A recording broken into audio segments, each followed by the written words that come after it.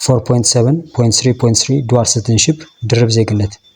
ድርብ ዜግነት የሁለት ሀገራት ዜጋ የመሆን ሁኔታ ነው። በእርግጥ አንድ ሰው ከሁለት በላይ የሀገራት ዜግነት ሊኖረው ይችላል። ይህ ብዙ ጊዜ መልቲ ሲቲዝንሺፕ ይባላል። ድርብ ወይም ብዙ ዜግነት የሚከሰተው በጆስ ዌይል እና በጀስ ሳንጉዊንስ እንዲሁም በናቹራላይዜሽን መካከል በሚፈጠር ግጭት ወይም መደራረብ ምክንያት ነው።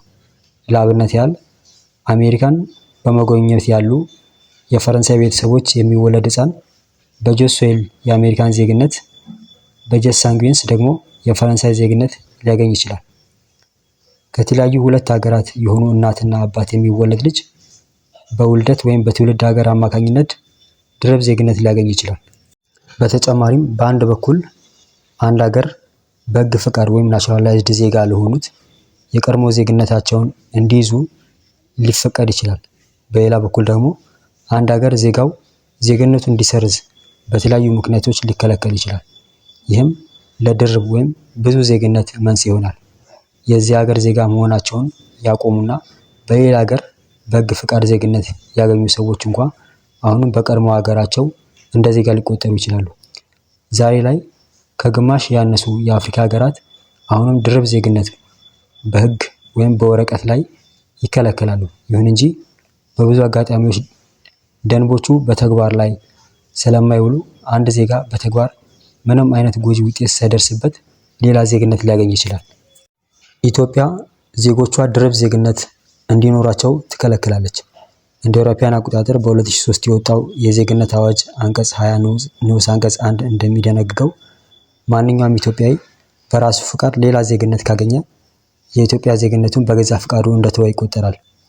ሆኖም ግን ሌላ ሀገር ዜግነት የያዘ ወይም የኢትዮጵያ ዜግነቱን በፍቃዱ የለቀቀ ሰው ያለበትን ብሔራዊ ግዳጆች ካልተወጣ እና ወይም በተከሰሰበት ወይም በተፈረደበት ወንጀል ነፃ ካልተባለ ወይም ቅጣቱን ካልጨረሰ የኢትዮጵያ ዜግነቱን እንዲለቅ ላይፈቀድለት ይችላል። እንደ አውሮፓውያን አቆጣጠር በ2003 የኢትዮጵያ ዜግነት አዋጅ አንቀጽ 19 ንዑስ አንቀጽ 4ን ይመልከቱ። ስለሆነም የማይሻር ታማኝነት ኢንዴሌብል አሌጀንስ ተብሎ በሚጠራው በዚህ ሁኔታ ውስጥ ግለሰቡ የኢትዮጵያና በሕግ ዜግነት ያገኘበት ሌላ ሀገር ድርብ ወይም ብዙ ዜግነት ያለው ሆኖ ይቆያል። እንደ አውሮፓውያን አቆጣጠር በ2003 የዜግነት አዋጅ አንቀጽ 20 ንዑስ አንቀጽ 4ን በተጨማሪ ይመልከቱ። 4.7.4 ዌይስ ኦፍ ሉዚንግ ሲቲዝንሺፕ ዜግነት የሚጠፋባቸው መንገዶች። አንድ ሀገር በተወሰኑ ሁኔታዎች የዜግነት መቋረጥን ወይም መነሳትን ሲደነግግ ወይም ደግሞ አንድ ዜጋ በገዛ ፍቃዱ ዜግነቱን ሲተው ዜግነቱ ሊጠፋ ይችላል። ለዜግነት መጥፋት ዋነኛ ምክንያት ከሀገሩ ጋር ያለው እውነተኛ ትስስር መቋረጥ ነው።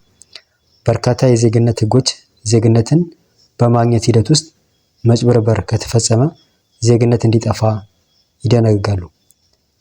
አንዳንድ ሀገራት ደግሞ የአንድ ሰው ባህሪ ለሀገሪቱ ያለውን ታማኝነት እንደሚያጎድል ተደርጎ ሲታይ ዜግነትን የመንጠቅ ድንጋጌዎች አሏቸው።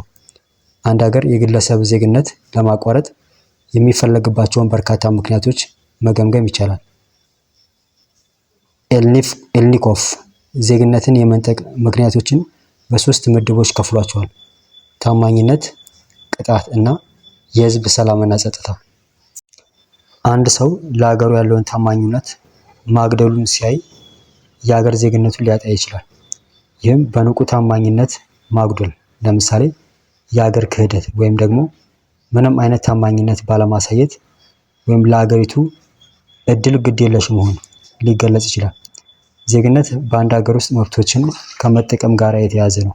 ሆኖም ግን አንድ ሀገር ጥቅሞችን ለማግኘት የማይገባቸው ናቸው ብሎ ለሚያስባቸው ሰዎች እነዚህ ጥቅማ ጥቅሞች ለመከልከል ሊሞክር ይችላል። ከዚህ አንጻር ዜግነትን መንጠቅ ወይም ደግሞ ዲናሽናላይዜሽን እንደ ቅጣት ሊወሰድና ተገቢ ሊሆን ይችላል። ለአብነት ያህል የአሜሪካ ኮንግረስ በዚህ ምድብ ውስጥ የሚወድቁ በርካታ ዜግነት የመንጠቂያ ምክንያቶችን ደንግጓል። እነሱም የጸረ ሀገር እንቅስቃሴ ወይም ሰብቨርሽን፣ ህጎችን መጣስ፣ ወታደራዊ ግዳጆችን መሸሽ እና በጦርነት ወቅት ከጦር ኃይል መኮብለልን ያካትታሉ። እንዲሁም አንድ ዜጋ ለህዝብ ሰላምና ጸጥታ አስጊ ለብሔራዊ ደህንነት አደገኛ ሆኖ ሲገኝ ወይም ሀገርን ከውጭ ሀገራት ጋር የሚያጋጩ ውዝግቦች ውስጥ ሲሳተፍ ሀገር የግለሰቡን ዜግነት ሊነጥቅ ይችላል። በአጠቃላይ በብዛት የሚጠቀሱት ዜግነት የሚጠፋባቸው መንገዶች ዜግነትን መነጠቅ ወይም ደግሞ ዲፕሪቬሽን፣ ዜግነትን በፍቃድ መተው ሪናውንሴሽን፣ በዚህ ሂደት ዜግነትን እንዲያበቃ ማድረግ ወይም ደግሞ ላፕስ ወይም ኤክስፓይሬሽን፣ እንዲሁም አንዱን ዜግነት በሌላ መተካት ሰብስቲዩሽን ናቸው። እነዚህን አንድ በአንድ ስንመለከታቸው መጀመሪያ ላይ የምናገኘው ዲፕራይቬሽን ነው፣ ዜግነትን መነጠቅ። ይህ ማለት የመንግስትን ባለስልጣናት ወይም ፍርድ ቤት የአንድን ግለሰብ ዜግነት ውድቅ ለማድረግ ውሳኔ በሚያስተላልፉበት ጊዜ የሚከሰት ያለ ፍቃድ የሚመጣ የዜግነት ማጣት ነው። ይህም የአንድን ግለሰብ ዜግነት ለማሳጣት የማስረዳት ኃላፊነቱ በመንግስት ላይ ነው በሚል ግምት ላይ የተመሰረተ ነው።